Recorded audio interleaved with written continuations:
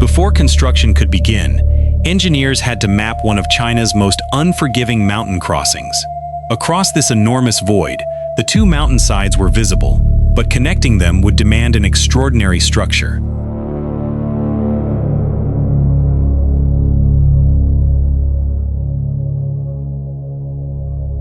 Even reaching the future foundations meant building work platforms on steep rock high above the canyon floor.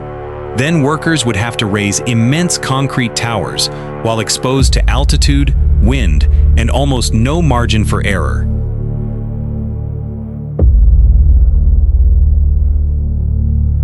So how did engineers build this bridge, step by step, across a canyon that seemed almost impossible to cross?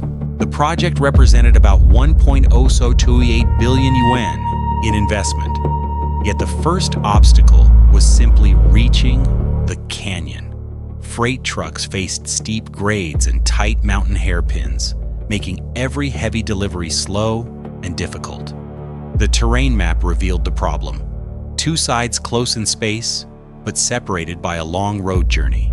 Communities could face each other across the gorge, while traveling between them still required hours through the mountains. Small temporary camps brought workers, power, equipment, and basic infrastructure onto both sides of the canyon. With the crossing corridor fixed, engineers could begin measuring the ground that would carry the bridge.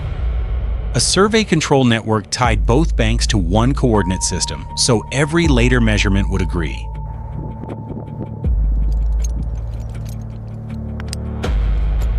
Total stations fixed the tower positions and approach alignments before permanent construction could begin.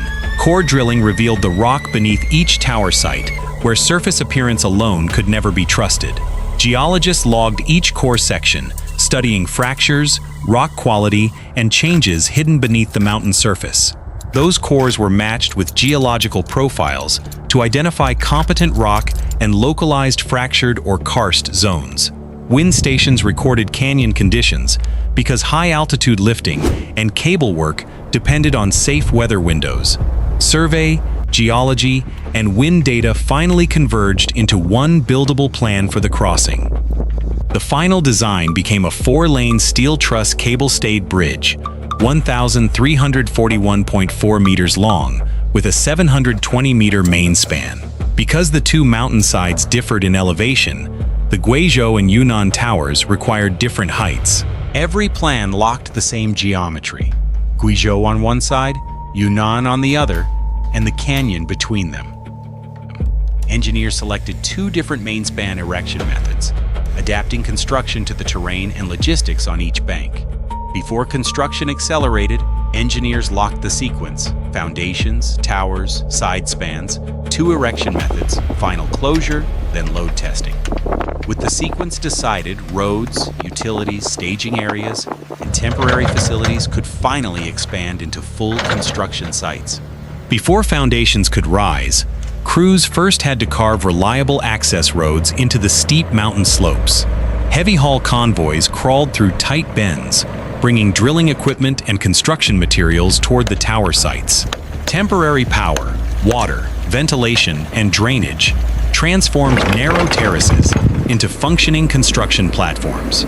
Excavation stripped away weathered material until crews reached stronger rock beneath the future tower foundations. Deep shafts were excavated into the mountain, with ventilation, dewatering, and hoisting operating continuously.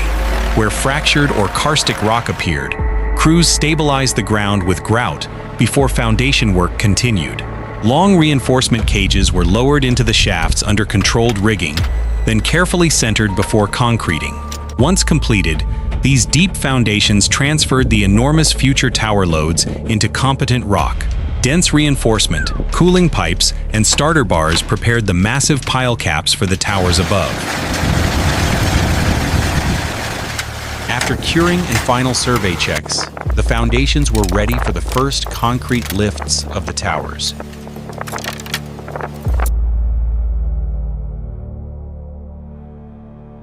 The tower legs began as low concrete lifts rising directly from starter bars, anchored into the pile caps.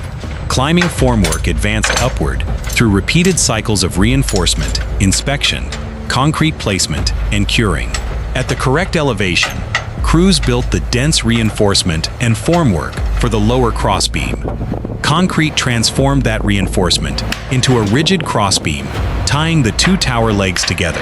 Above the lower crossbeam, both legs continued rising, lift by lift, toward the cable anchorage zones.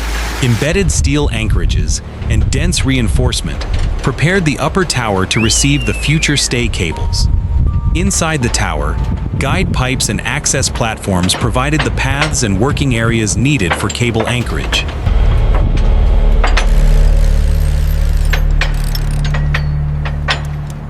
The upper crossbeam completed the tower frame while the final anchorage zones were finished inside the legs.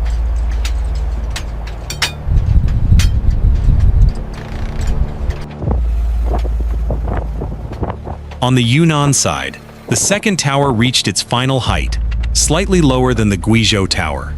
Both towers now stood above the gorge, but the enormous main span between them was still completely empty. Steel for the side spans was assembled on mountainside jigs before main span cantilever erection could begin. Cross girders, bracing, and deck components turned individual truss members into a full-width bridge structure. Once assembled, the side span was aligned on its launching bed and connected to hydraulic pushing equipment. Small test movements verified the hydraulic jacks, sliding shoes, lateral guides, and reaction frames before launching. The complete truss then moved forward slowly, sliding toward the tower under carefully controlled hydraulic force. Push, lock, survey, reset. The cycle repeated until the side span approached its permanent position.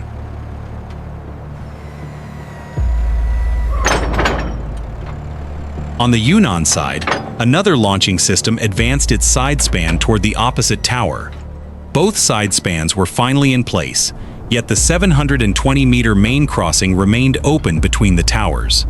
Now, two different erection systems were prepared to build the two halves of the main span. On the Guizhou side, a full slewing deck crane was anchored directly to strong, completed truss nodes.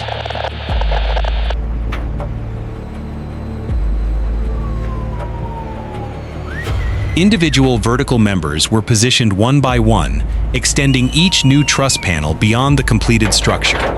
Diagonal members followed, temporarily pinned before survey checks confirmed the new panel geometry. Transverse cross girders connected the two truss planes, creating the width and stiffness required for the roadway. Steel deck components were lowered onto the new bay and aligned with the transverse structure below. High-strength bolts locked the panel together, while surveyors checked elevation, alignment, and twist at the cantilever tip.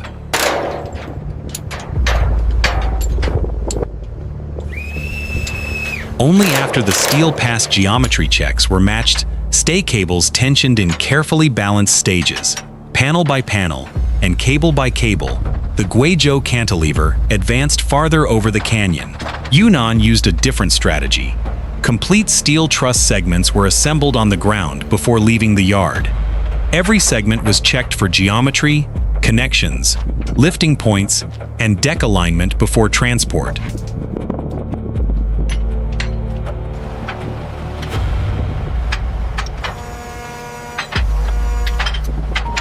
A synchronized 4-point lifting system raised the completed segment evenly from its support cradles. The weight was then transferred onto 4 transport trolleys suspended beneath the completed bridge truss.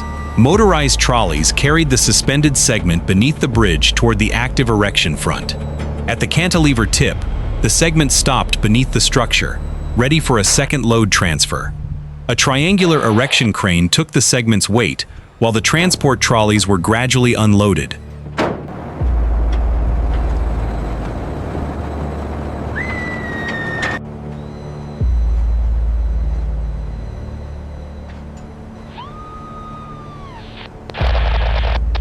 The crane raised the segment toward connection level, keeping all 4 corners controlled above the canyon. Hydraulic guides adjusted the segment in 3 directions until cord, web, and deck interfaces aligned.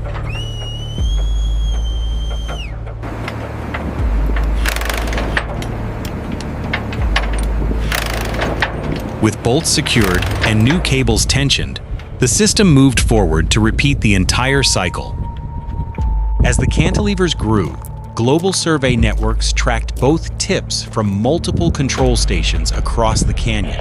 Engineers checked cable forces, steel temperature, deck twist, and tower movement before every critical adjustment.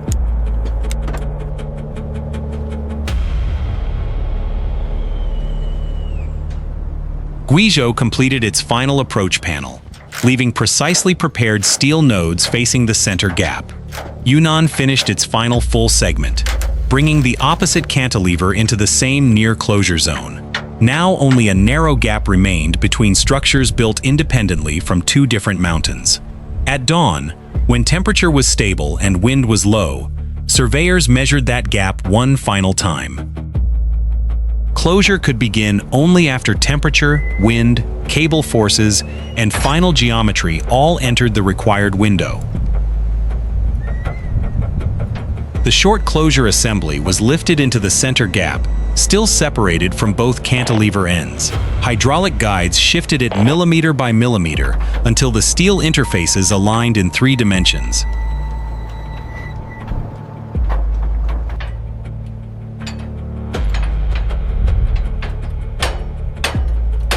When the final high-strength connections took load, 2 independent cantilevers became one continuous main span. With the main span closed, crews dismantled temporary erection systems and began clearing the structure for finishing work.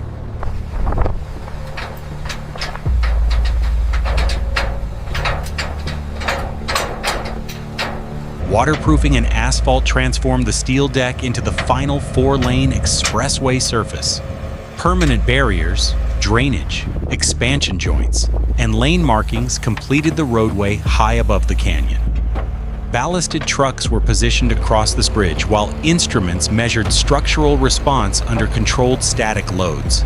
Dynamic testing followed, while engineers inspected joints, sensors, and structural behavior before the bridge could open. Then, for the first time, civilian vehicles entered the completed bridge and crossed the canyon in both directions. Freight and passenger traffic could now travel directly between Guizhou and Yunnan instead of circling the mountains.